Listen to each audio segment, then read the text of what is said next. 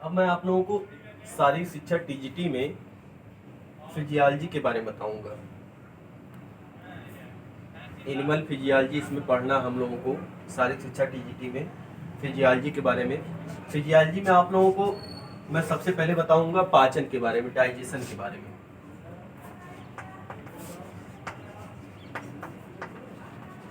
Digestion या पाचन, यानी फिजियोलॉजी में कह सकते हैं मैं आहार नाल के बारे में बताऊंगा।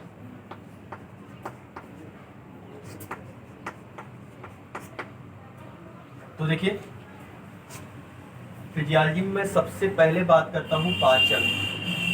पाचन क्या होता है?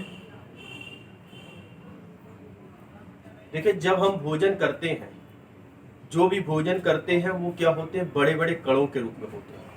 क्या होते हैं? बड़े बड़े कणों के रूप में होते हैं। जब भोजन का निवाला हम मुंह में लेते हैं तो क्या होता है? दांतों से उसको छोटे छोटे टुकड़ों में करते हैं। फिर उसके बाद जो डाइजेस्टिव एंजाइम होते हैं वह क्या करते हैं? उनको और छोटे छोटे भागों में तोड़ देते हैं। मतलब इतने छोटे छोटे भागों में तोड़ देते हैं ताकि वह ब्लड के माध्यम से क्या हो? वह कोशिकाओं में चला जाए, अवशोषित होकर के ब्लड के माध्यम से कोशिकाओं में चला जाए। यानी हम कह सकते हैं पाचन क्या होता है?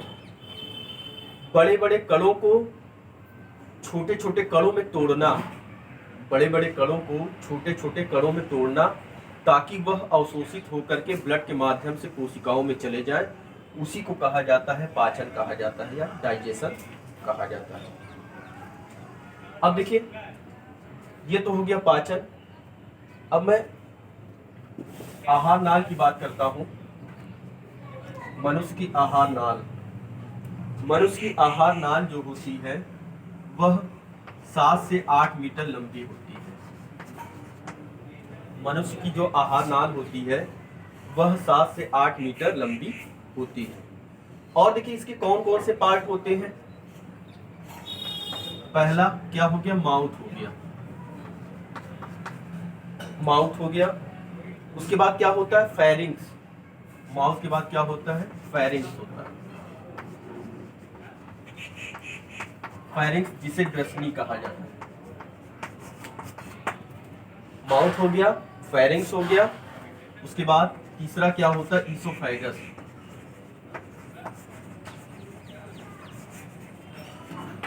जिसे ग्रासनली कहा जाता है।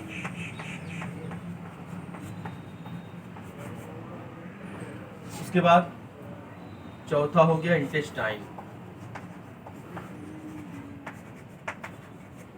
इंटेस्टाइन में भी क्या होता है? 2 पार्ट होता है, स्मॉल और लार्ज। स्मॉल और लार्ज। तो मनुष्य की आहार नाल जो होती है 7 से 8 मीटर लंबी होती है। इसको कितने भागों में बांटा गया है? 4 भागों में बांटा गया है। माउथ हो गया, फेरिंग्स हो गया, ईसोफेगस हो गया, इंटेस्टाइन हो गया। शारीरिक शिक्षा टीजीटी में बहुत डीप में नहीं आता है, बस ऊपर ऊपर के क्वेश्चन आते हैं, बहुत डीप में नहीं जाना है। उसके बाद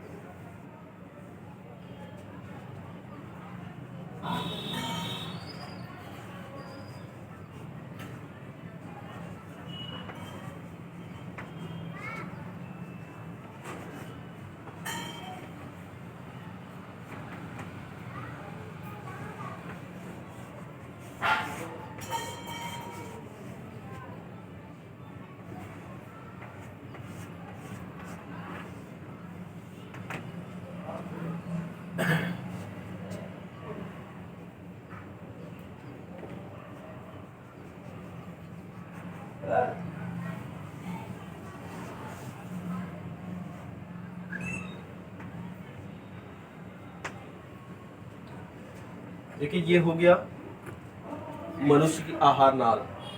मनुष्य की आहार नाल में ये क्या हो गया, माउथ हो गया, माउथ हो गया। ये क्या हो गया, फेरिंग्स। फेरिंग्स यहाँ पर देखिए क्या होता है, यहाँ पे फेरिंग्स हो गया, ये ईसोफेगस।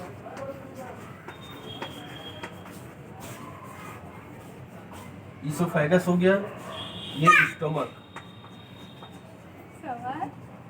स्टोमक हो गया, ये हो गया लीवर,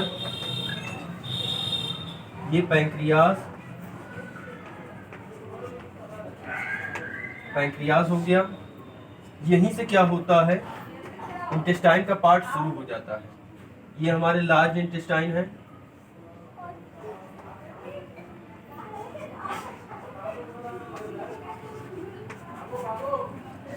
और यहीं से स्मॉल इंटेस्टाइन शुरू हो गया।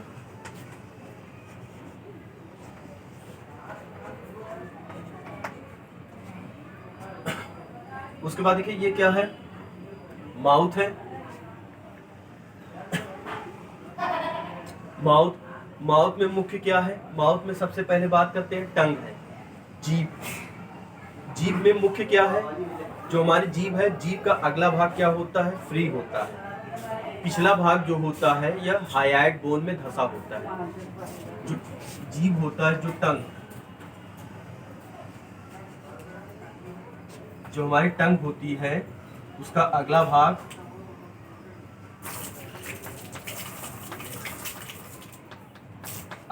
क्या होता है, फ्री होता है। पिछला भाग क्या होता है,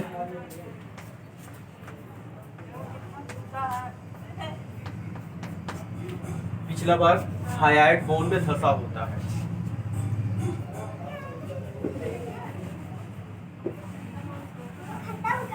उसके बाद देखिए, उसके बाद जीभ पर क्या होती, स्वाद कलिकाएं होती, जिससे क्या होता है, हमें स्वाद का ज्ञान होता है। उसके बाद देखिए, जीभ के बाद जो होते हैं माउथ में क्या होते हैं, दांत होते हैं। क्या होते हैं, दांत होते हैं। जो दांत होते हैं, दांत में मुख्य क्या होता है,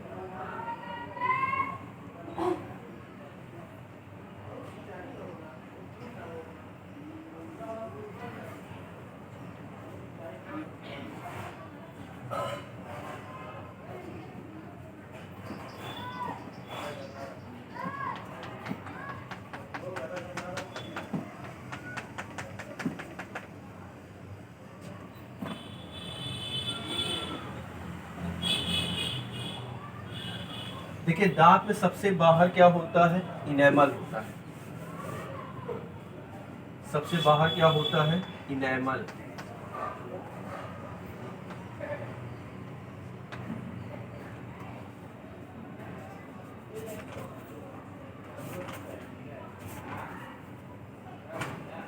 इनेमल होता है सबसे बाहर।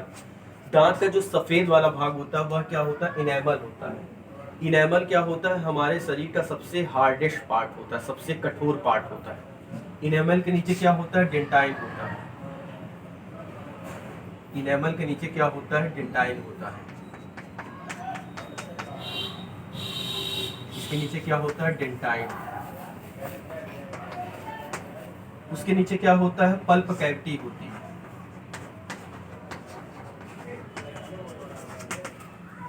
सारी चीज़ टीजीटी बस इतना जानना है कि सबसे बाहर क्या है, इनेमल है।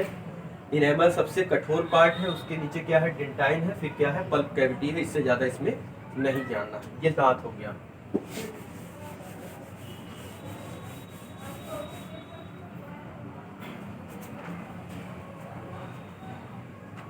उसके बाद हमारे माउथ में क्या होती है, लार ग्रंथियां होती है। क्या होती है, लार ग्रंथियां होती है।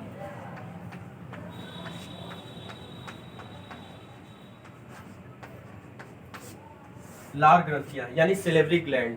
क्या होती है, लार ग्रंथियां, सेलेवरी ग्लैंड। अब देखिए लार ग्रंथियां कितनी होती है, 3 जोड़ी होती है। एक जोड़ी कान के पास होता है, एक जोड़ी जो होता है कान के पास होता है उसे कहा जाता है पैरोटी। पैरोटिड, पैरोटिड यह सबसे बड़ी लाल ग्रंथि है, सबसे क्या है, बड़ी लाल ग्रंथि है, ये क्या है, पैरोटिड। उसके बाद है सबलिंगुअल, क्या है, सबलिंगुअल।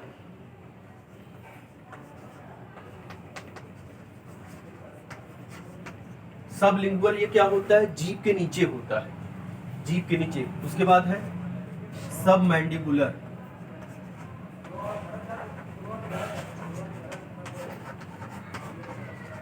सबमैंडिबुलर कहाँ होता है, जबड़े में होता है। देखिए लाल ग्रंथियां 3 जोड़ी होती है, एक जोड़ी क्या होता है, कान के पास होता है, इससे एक नलिका निकलती है जिसे स्टेंसन्स डक्ट कहा जाता है। क्या कहा जाता है, स्टेंसन्स डक्ट। उसके बाद है सबलिंगुअल, जीभ के नीचे होता है, सबमैंडिबुलर क्या होता है, जबड़े में होता है। ये 3 जोड़ी क्या होती है, लाल ग्रंथियां होती है। यानी ये हमारे माउथ का पार्ट, ये माउथ का पार्ट हो गया कि माउथ में क्या क्या चीजें होती है, इंपॉर्टेंट क्या क्या है।